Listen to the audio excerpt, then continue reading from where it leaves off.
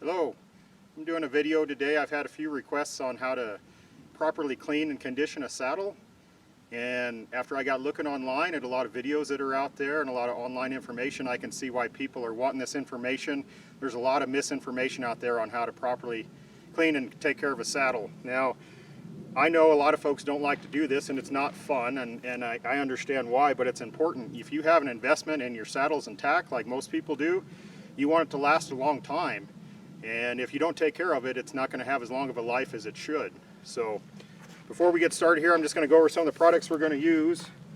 Got some horsehair, some soft horsehair brushes. These are going to come into play as we get some of this dirt off first before we start. Got a good tack sponge. This is a good polyester tack sponge. Fits in the palm of your hand. It's flat on one side. It's a good sponge, lasts a long time. Got a couple of what we call saddle soap brushes. You'll see how these are used in a moment. These are used to get saddle soap down in some of these tight areas that collect a lot of dirt. We have two saddle soap products. We have a glycerin soap. This is a hard bar soap that we pour into a tin so it stays convenient, doesn't get dirty, doesn't get on the ground and get all dirty. And then we also have a liquid Castile saddle soap. It's a liquid soap, and it is liquid Castile soap. It has an olive oil base. It's really good for leather. So just tell you what I've done so far. I have taken some of the accessories off. I've taken the hobble strap, the stirrup hobbles off. I've taken the stirrups off. I've taken the front and rear cinches off. I've put them aside. We'll clean those separately when we get there. Some people may want to take the fenders and stirrup leathers completely out. I generally don't do that. You'll see what I do in a moment. I pull them far enough out that I can get everything clean and the soap flush back out and get them back in there. Sometimes it's hard to wrestle these stirrup leathers back in. So the first thing I do, you can see this saddle's pretty dirty. So before I even do anything, I want to get the dust off of it. So that's just a matter of using some elbow grease and getting as much of this dust off and dirt off as you can, because it's that much less likely to get down in the pores and the parts of the saddle where you can't get it back out.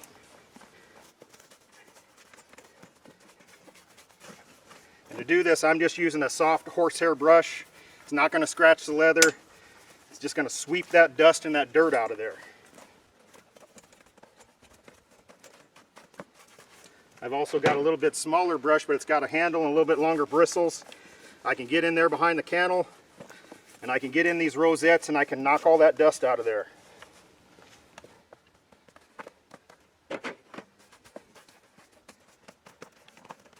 Alright, once you get to that point, this is the part where a lot of the videos and a lot of the information out there is not good.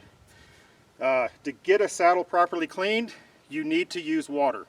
A lot of people are afraid to put water on their leather or on their saddles.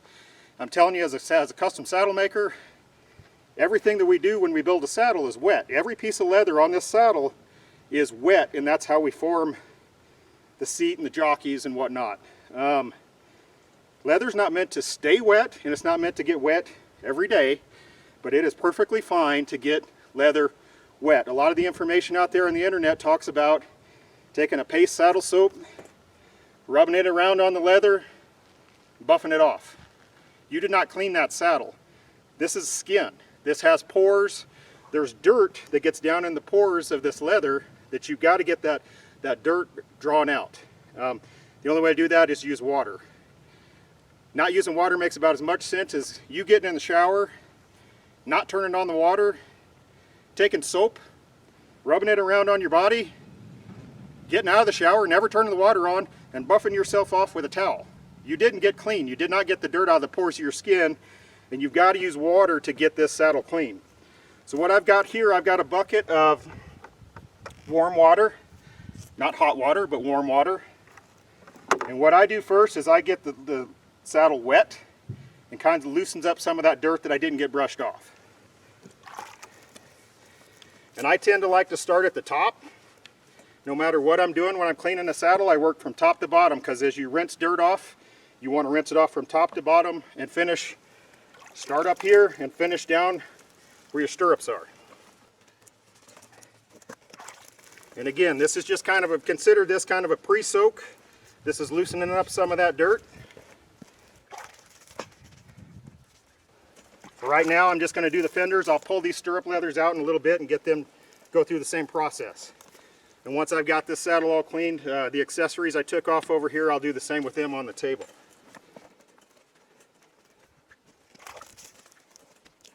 Okay, once you've got that good and wet, you can use either soap. I like either soap. But what I'm going to take my wet sponge, and I'm going to get in here and I'm going to work up a nice lather. And I'm going to work that into the leather. And what you'll find when you're cleaning these saddles, that this lather goes on nice and clean and white. As the lather sits there on the leather, it'll start to turn brown. What that brown lather is it's pulling the dirt up and out of the pores of the saddle, or of your leather. Again, the only way you can do that is with water and a good saddle soap. Now areas like this right here, that's where our brushes come into play. Part that's really hard to clean. This saddle doesn't have any tooling or carving. If it did, it's hard to get the dirt up out of that carving and the tooling on the leather. It's also hard to get the dirt around these rosettes. These rosettes and these cinch holders and latigo holders, rosettes on the back, they're hard to get really clean. So this is a soft horsehair brush we sell. Call it a saddle soap brush. Again, work up a good lather, and that gets down in those little tight nooks and crannies that you typically can't get with just a sponge or a rag or a cloth or something like that. We'll do the same back here. Here's where the repair's got to be done on this saddle. And you can honestly use this brush all over as well if you'd rather use a brush and not a sponge or a cloth. But what we're going to do is I'm going to work from the top down. So I'm going to get the fork and the seat first.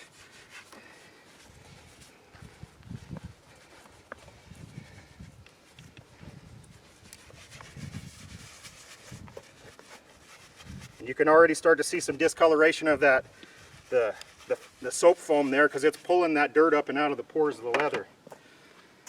I'm going to take my sponge, I'm going to get the soap out of it, and I'm going to try and flush all of this soap off. At the end of this, I'm going to do it one more time. Weather's good today, so I'm going to hit it with a hose. I'm going to spray everything down with a hose and make sure, because when you do use this soap, you want to make sure you flush all of it back out of the leather. You don't want it to, it's alkali, you don't want it to stay in the leather or the pores of the leather.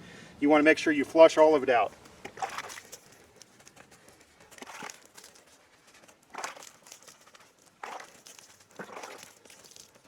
All right, now that I've got my seat done, I'm going to come back to the back of my cantle and my rear jockeys back here. Same process, just working in the soap and pulling that dirt up and out of the pores of this leather.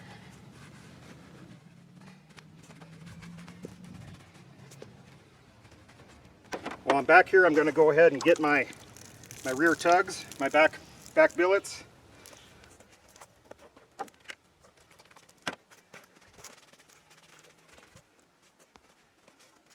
Now if you order our brushes, we have our saddle soap brushes, we have two. We have the soft one, which I've been using. We also have a medium bristled one. This one's a little stiffer bristle, and it's good for using in these areas that get a little more cruddy. When it's up against the horse, getting a lot of dirt and sweat on it, you're going to have to use a little bit more elbow grease in there, especially anything that contacts the horse. The back of these rear billets, the back of your fenders, stirrup leathers, things like that, they get a lot of horse sweat into it and dirt. You're going to have to be a little bit more aggressive getting that out. That's where I like to use this brush here. It's a little bit stiffer, still not stiff enough to damage the leather though. Again, we're going to flush the soap off.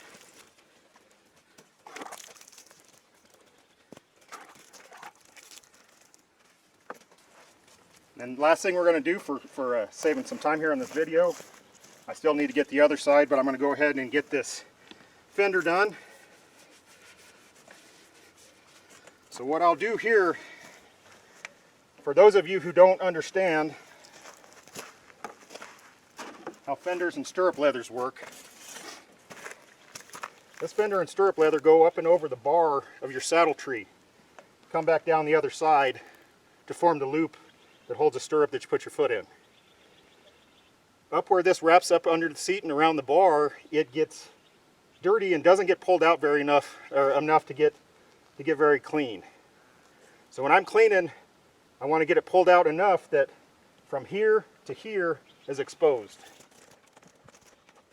That's it right there. That part doesn't usually, once that's put on a saddle, it very often sees the light of day again. But it does get a lot of dirt and gunk up in there, and it needs to get cleaned. So same process.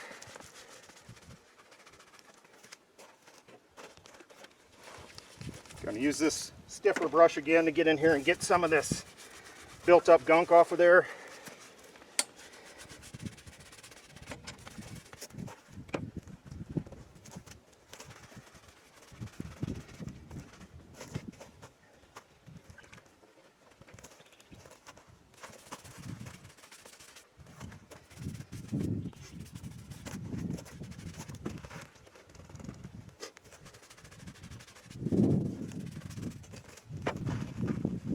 Right, I've got that clean. We're going to do a good job of flushing out this soap.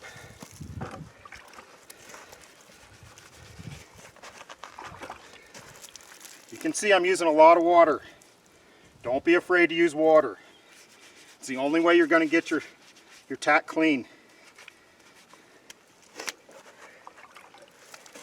So once I'm confident I've got that soap flushed out good, I've still got to clean the other side of that stirrup leather. You pull that fender back up in there.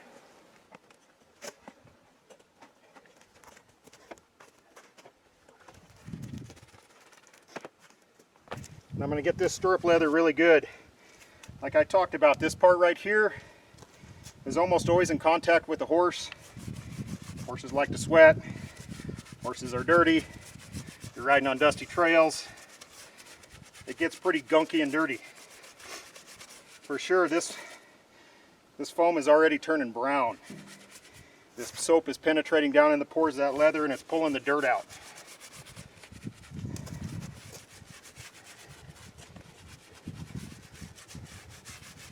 And if it's dirty enough, go over it a couple of times. Whatever it takes to get it clean.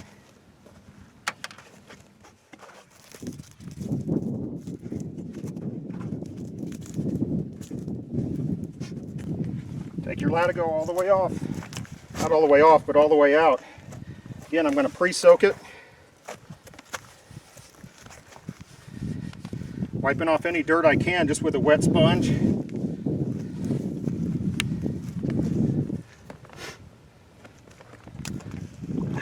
Flush out that dirt. Get some soap. Just work that into the leather.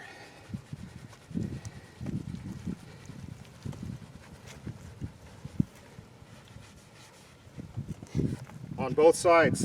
Your latigo is another part that is usually in contact with the horse. Latigo leather is a little bit different leather. It's treated with tallows and waxes to make it more bendable and water resistant. But it's still going to get dirt in it. It's got to get clean. You see a lot of latigos on saddles that are starting to get old and crack because they weren't properly taken care of it. Flush that dirty soapy water out of your sponge and then flush the soap out of your latigo.